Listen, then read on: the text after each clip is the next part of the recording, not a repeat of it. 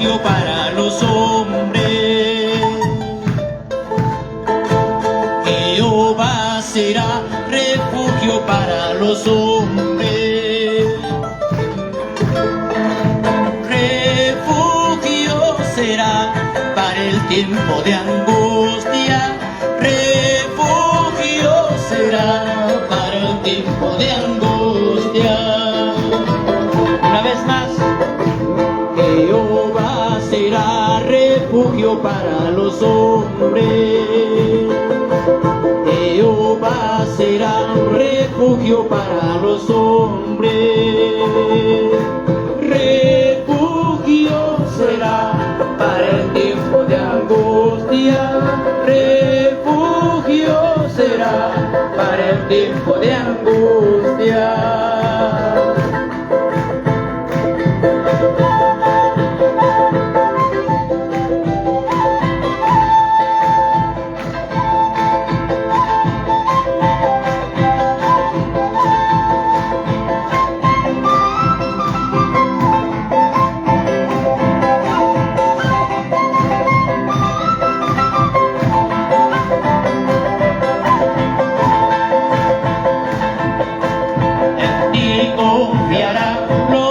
Conocen tu nombre,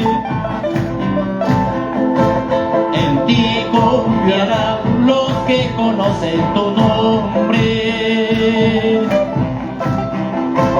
Por cuanto Jehová no dejará a los que le buscan, por cuanto Jehová no dejará a los que le buscan.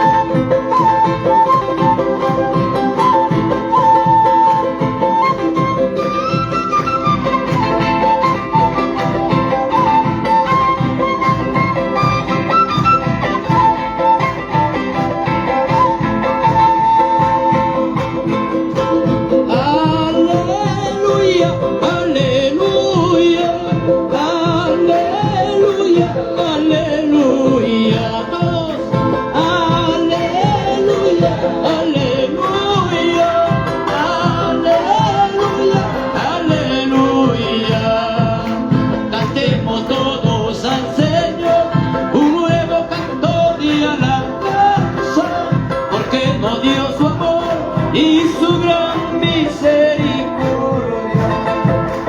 Cantemos todos al Señor un nuevo canto de alabanza, porque nos dio su amor y su gran misericordia. Gloria demos al Padre, gloria demos al Hijo y al Espíritu Santo, gloria por toda la eternidad. Gloria demos al